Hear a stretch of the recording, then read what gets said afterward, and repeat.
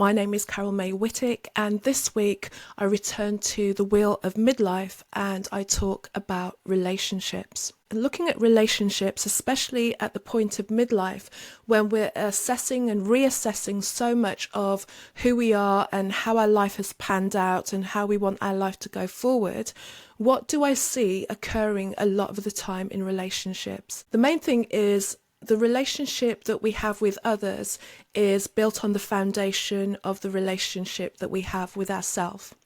From my own personal point of view, from my own background, there are no relationships for me to model the idea of relationships on. And this is not to apportion blame, it was just the situation. My father passed when I was 4 years old, and then my mum brought myself and my brother up for the remainder of her life. And then looking out into the wider family, my mum's sisters, aunts and so forth, none of them had any relationships. Many of them had children. So this is not to say that what they were doing were right or wrong. It was just to say that I had no idea what a relationship looked like. So the idea that I had of what a relationship was about was based on what I saw coming towards me. So what I would garner from my friends and what I saw of their parents, or really mainly the way that I got my ideas about relationships was from the culture, was from what I read in books and what I saw in magazines and on television programs and films. And most of that is built on fairy tale. Much of what we learn about relationships are boy meets girl and they have this little tussle in the middle and they live happily ever after. But life is not like that. I realised that my bar was set incredibly low. It was pretty much on the ground. And it was based on if you showed me attention, then that seemed to be it. That was good. You like me, so then we'll kind of figure it out.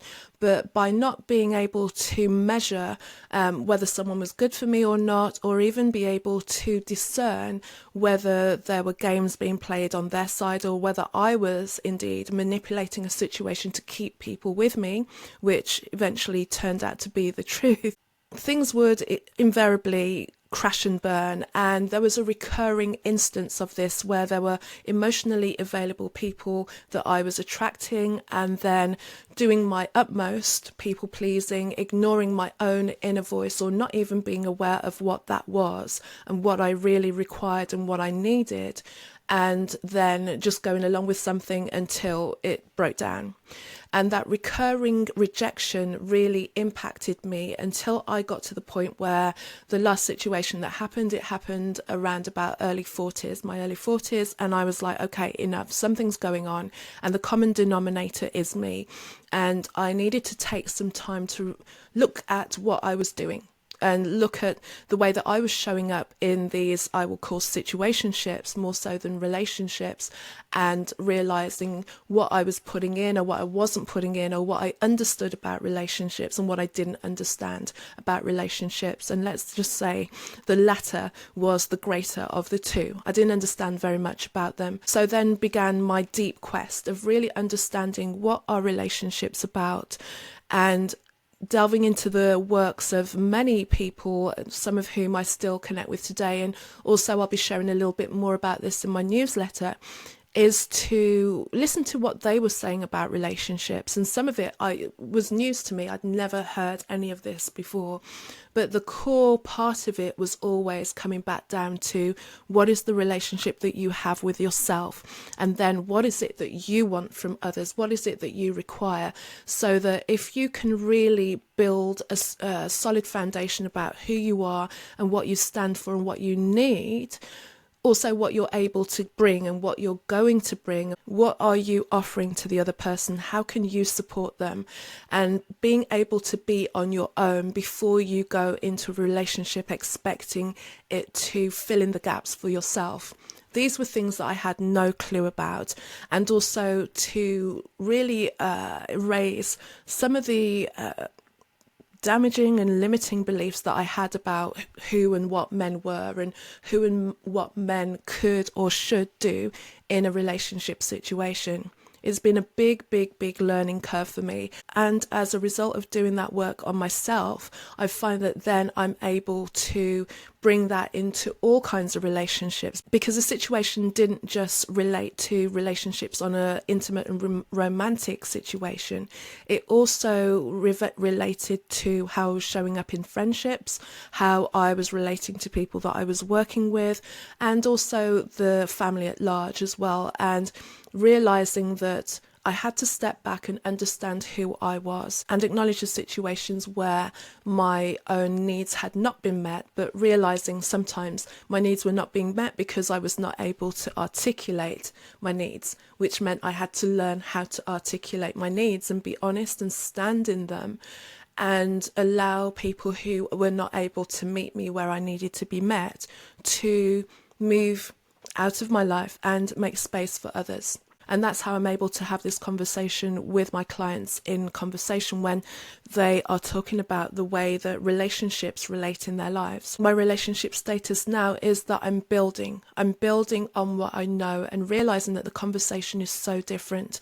The way that I show up, the way that I choose, and the way that I would say lovingly walk away from situations that are not going anywhere. Able to meet and connect with the kind of person that I desire, and especially looking at the things that are important to me, because I can see in previous relationships also there was a lot of self-abandonment. For the sake of having company, I was willing to overlook certain things that were actually very important and were real requirements of myself right now, believing that if I don't grab this opportunity, maybe there's no opportunity down the road for me. So this is how I would say relationships show up, and especially in midlife as we're looking at everything and sometimes for the first time really understanding who we are and what we stand for, especially now that we have more space. It could be that we suddenly have more responsibilities, caring for aging parents, a lot of things that happen for many people in midlife.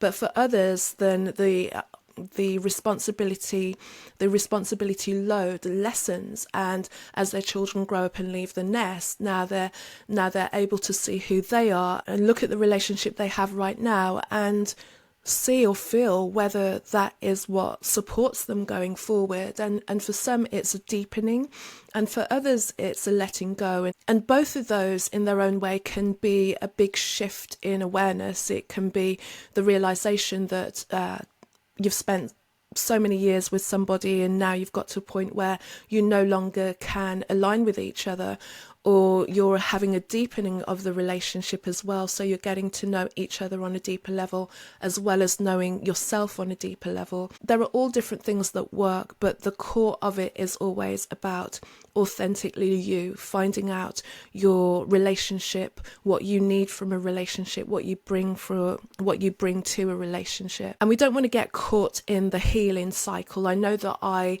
spent personally way too much time kind of doing the healing, doing the work, not feeling that I was ready enough. But sometimes it means stepping out beforehand as early as you can, as you meet someone, to be honest with them, say, this is what I'm working with, this is what I'm working on. And for me, it's important to have a partner who understands my background and the work that I do and the work that I'm doing on myself also. And I would appreciate and actually be really more attracted to them to find out that they have an awareness of themselves and are doing that on themselves as well. I think it makes for a beautiful partnership when both people are allowing themselves to evolve and also seeing and supporting somebody else who evolves with them, and also seeing the truth of what's in front of you. One of the things that I can definitely say that I was guilty of prior is seeing the potential in people, which is something that coaches and mentors do. It's their job to see ahead of the person who's in front of them at that point in time. In a relationship, sometimes you need to just see what you're seeing and let what you're being shown be what you're being shown. As much as you can see the best in other people, you have to deal with the reality of a situation, because sometimes you'll sit around for way too long waiting for someone to meet their potential. So when it comes to relationships, the idea of relationship is look at who you are, look at who you're being. Do you feel congruent with your soul? And if you look back to last week's episode when I talked about spirituality, by delving into your own spirituality, you get a real essence of who you are and what you want on a bigger level, who you are as a soul. And if you bring that expansiveness then into your own humanity, and then can somebody meet you in that space where you are and hold you in that space and communicate with you on that space when you're bringing yourself and meeting yourself on a spiritual level in the world? I know for me, by doing that, is being able to bring in and meet the most aligned kind of partnerships and the beautiful conversations that I've dreamed of my whole life. It is possible. If it's possible for me, it's possible for you. So thank you for joining me on another episode of Higher Energetic Resonance Inspirations. If you haven't already, feel free to download the Midlife Meditation. The link is in the show notes below. And let me know, how are you moving through relationships on your Wheel of Midlife as well? Where does it line up with you? What do you think you can work on to expand it if you feel that you need to grow it? And when you use the link to get the meditation, you will also receive a link so that you can download your own Wheel of Midlife, so you can see where all of these aspects pan out for you and what that looks like for you on your midlife journey. I'm here to support women to bloom in midlife. Thanks for joining me again, and I speak to you in the next episode. Take care. Bye bye.